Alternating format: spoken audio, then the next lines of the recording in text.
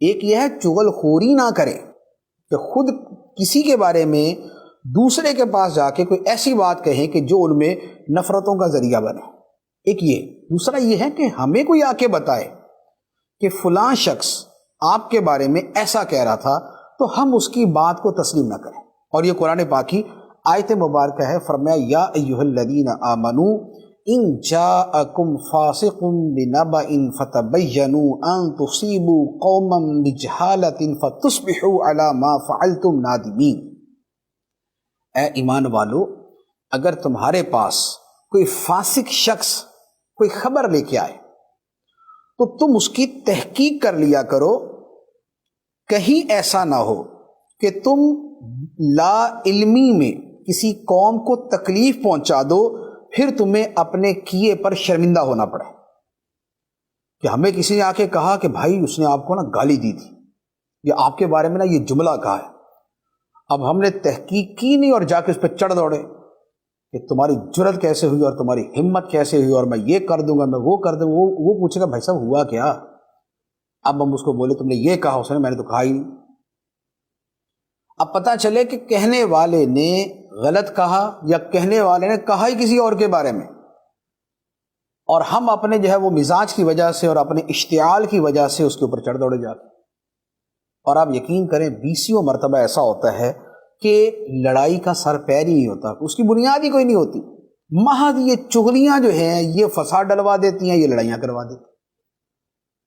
تو یوں ہر سنی سنائی بات کو ادھر سے سنا اور ادھر سے نکالنے کے بجائے اندر انڈیل لیا،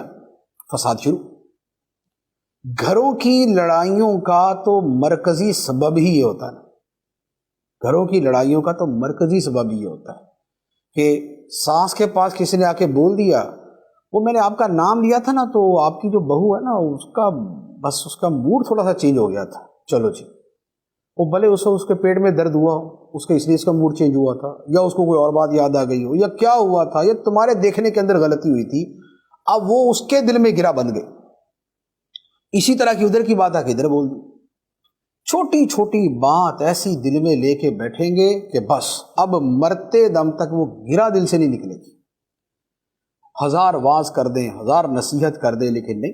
وہ نصیحت یوں کر کے جناب وہ گزر جائے گی اور وہ جو اندر گرا ہوگی وہ باقی رہے گی۔ تو یہ جو چغلی کا رویہ ہے اور اس کے سننے کا رویہ اور جو اعتبار کرنے کا رویہ ہے، اصل فساد جو ہے نا وہ یہاں سے شروع ہو جاتا ہے۔ تو اب ہونا کیا چاہیے کہ جب کوئی آ کے بات کرے نا اور وہ کرے اس طرح کی کہ جس کا تعلق چغلی کے ساتھ ہے، جی آپ کے بارے میں یہ کہا، یہ بولا، یہ انداز تھا، سب سے پہلے اسے اپنے دل سے رد کر دیں۔ آپ نے اسے قبول کرنا شروع کیا تو شیطان اس کو ایسا جو ہے نا وہ مرچ مسالے لگا کے اور ایسا اس کو چھری کی دھار کی طرح تیز کر کے آپ کا دل چیرے گا کہ آپ پوری زندگی یاد کریں گے۔ اور اگر سنتے ساتھ ہی آپ نے اس کو رد کر دیا تو معاملہ ختم۔ کہ کسی بزرگ سے آ کے کسی نے کہا کہ حضور فلاں بندہ آپ کو ایسا کہتا تھا، اس نے آپ کی یہ برائی بیان کی، تو انہوں نے کہا اللہ کا شکر ہے میرے اندر تو بہت ساری برائیاں، اس کو ایک ہی پتہ چلی، میرے اندر تو بہت ساری برائیاں، اس کو ایک ہی پتہ چلی۔ کیا ہوا؟ ڈیفیوز، ٹھنڈا کر دیا۔ اور اگر اس کو آپ لے کے بیٹھ جائیں کہ اچھا یہ کہا، تو اب بھلے تقوی جھاڑتے ہوئے اپنی طرف سے برائی نہ کی اس کی، لیکن اپنے دل میں اس کو بٹھا لیا۔